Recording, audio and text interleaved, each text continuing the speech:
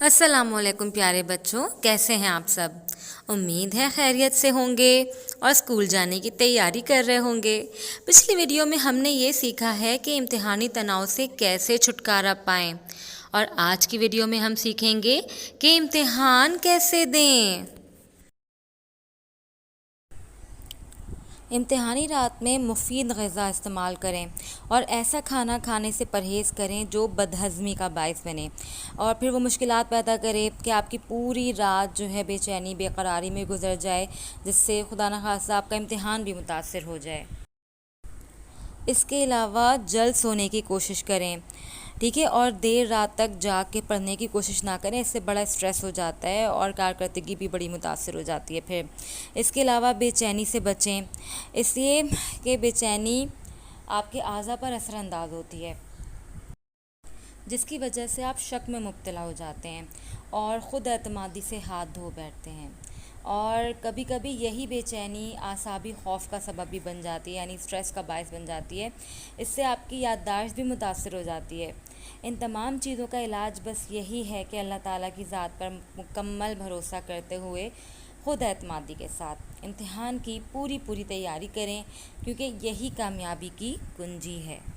अपना bag set करके रखें और ख़ास तौर पे जो चीज़ें एग्ज़ाम में इस्तेमाल होती हैं, जैसे आपका पेन हो गया है और कुछ शीट्स हो गई हैं, वो होनी चाहिए आपके पास। जितनी भी रिक्वायर्ड चीज़ें हैं, जैसे मैथ्स के लिए डिफरेंट चीज़ें रिक्वायर्ड होती हैं, वो होनी चाहिए आपके पास।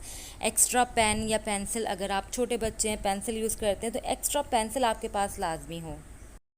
अलार्म लाजमी सेट करें ताकि आप टाइम पर उठ जाएं एग्ज़ाम देने के लिए। इसके अलावा इस बात की पूरी कोशिश करें आप इम्तिहान से पहले कम अज़ कम 6 घंटे आपने नींद ली हुई हो, आपने रेस्ट किया हुआ हो। अब देखते हैं कि इम्तिहान से पहले जो दिन होता है जो इम्तिहान का, उसमें आपने क्या क्या करना है, कौन से ऐसे अहम काम हैं जिसका आपको ख़याल रखना है। नींद से जल्दी जो है बेदार हो जाएं, जल्दी जाग जाएं, नहाएं धोएं और ड्रेस चेंज करें, यूनिफॉर्म पहनें और इत्मीनान से जो है इन सारे कामों से आप फ़ारिग हों और इत्मीनान से अच्छा सा नाश्ता करें। फजर की नमाज़ बाजमात अदा करने की पूरी कोशिश करें। नाश्ता इत्मीनान बख्श करें ताकि इम्तिहानी औक़ात में किसी भी तरह की कमज़ोरी का एहसास ना हो। ऐसा भी ना हो कि बहुत ज़्यादा खाना खा लिया कि आपके पेट में दर्द शुरू हो गया और थोड़ा बहुत भी नहीं खाएं। बिल्कुल जिस तरह आप नॉर्मली खाना खाते हैं, नाश्ता करते हैं, वैसे ही करें। इम्तिहान गाह वक्त से पहले जाने की आदत डालें ताकि रास्ते की किसी भी वक्ती परेशानी से महफूज रह सकें। यानी आपने एग्ज़ामिनेशन हॉल अपने टाइम से पहले पहुंचना है इंशाल्लाह। इम्तिहान गाह जाते वक्त ये दुआ मांगें, अल्लाहुम्मा इन्नी तवक्कलतु अलैका वसल्लमतु अमरी इलैका ला मंजा वला मलजा इल्ला इलैक।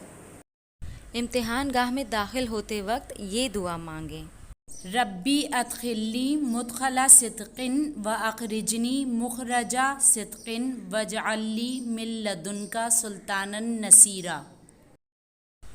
सवालिया पर्चा वसूल करते वक्त ये दुआ मांगें, बिस्मिल्लाहि तवक्कलतु अलल्लाह अल्लाहुम्मा ला सहला इल्ला मा जअलतहु सहलन व अंता तजअलुल हज़ना इज़ा शिअता सहला।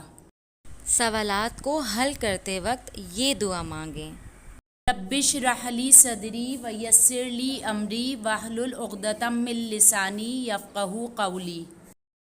अगर कोई मुश्किल सवाल दरपेश हो तो ये दुआ मांगें, या हय्यू या क़य्यूम बिरहमतिका अस्तगीस ला इलाहा इल्ला अंता सुब्हानका इन्नी कुन्तु मिनज़्ज़ालिमीन।